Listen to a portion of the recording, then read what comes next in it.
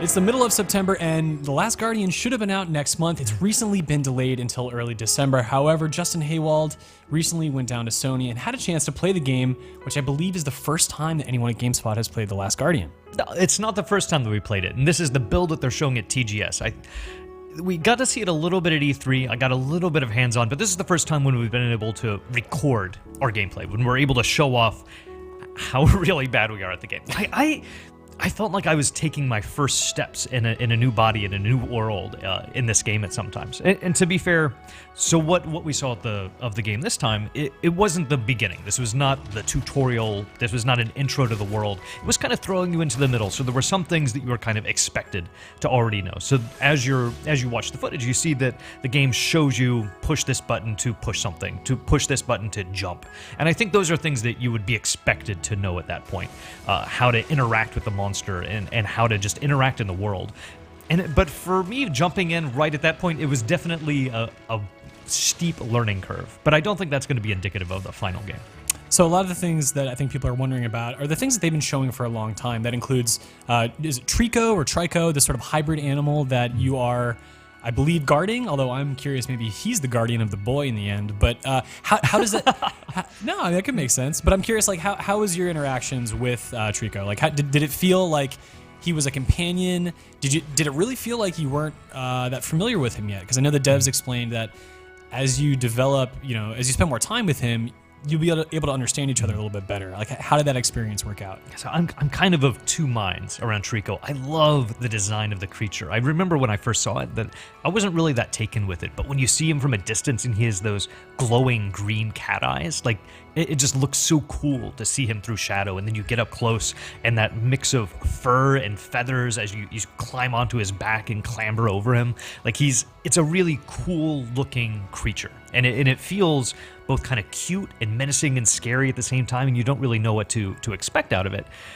And it felt like at the portion where I was at in the game, there was not a super close bond. And maybe that's what they were trying to get across with that section of gameplay. So you can call to the creature. It's a lot like Eco in that sense, where you can call to your companion and they'll come towards you. And in this case, Trico might come towards you. You can kind of point him towards things. You can direct him.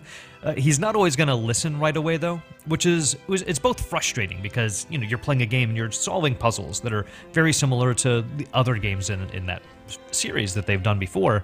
So you kind of want to get that puzzle to, like, I know how to solve this. I'm sure if I go pull this thing, it'll make the door come open.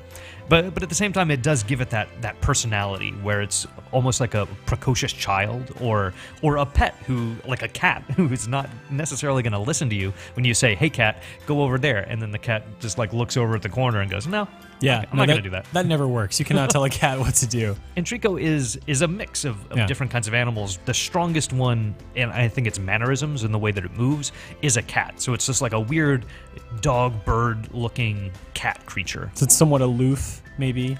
It's aloof in some ways, but...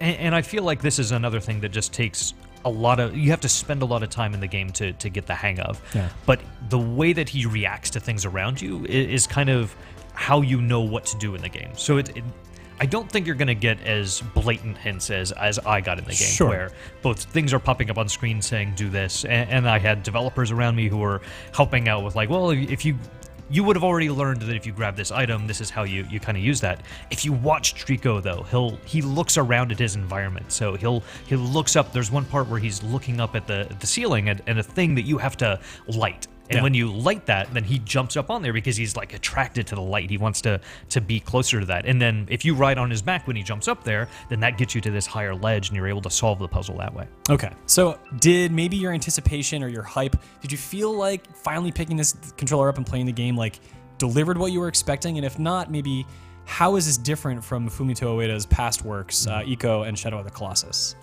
The years, I think, have in some ways diluted what this experience could have been. Because coming off of Ico and Shadow of the Colossus, like just two amazing experiences that tell you so much about the world and how to play the game without ever being very explicit. Yeah. Like, you are just kind of forced to figure things out. And it's hard to get a feel for that if you're not going in from the very beginning. Because I think a lot of the tutorial elements from Eco and Shadow of the Colossus in particular are very subtle. So you have those elements in The Last Guardian as well, where there's a lot going on in this world, and it's not clear what all of it means. And you kind of want to explore it. You want answers to these things, and I don't think you're going to get answers to everything. But at the same time, it also feels like it borrows maybe a little too much from for me in particular, a lot from Eco, because now you're back in a castle, and I see things that are very familiar. I don't think it's the same castle, but it also doesn't feel quite as fresh, as new, as something that is surprising and that I didn't know what I was getting into. I felt very familiar, which isn't necessarily a negative thing, but after waiting all this time, after having played through Eco and Shadow of the Colossus, I kind of wanted another experience that's just going to surprise me.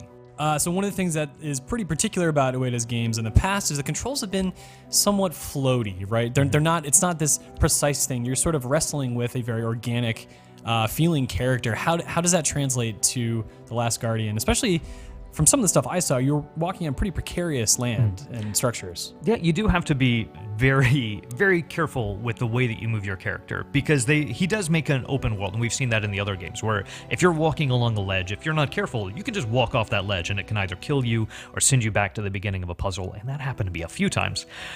But at the same time, after having played so many games that have such tight controls, I'm a little bit hesitant to feel like this is going to be the finished product. Like, I hope that the controls have some more work that's going to be done to them.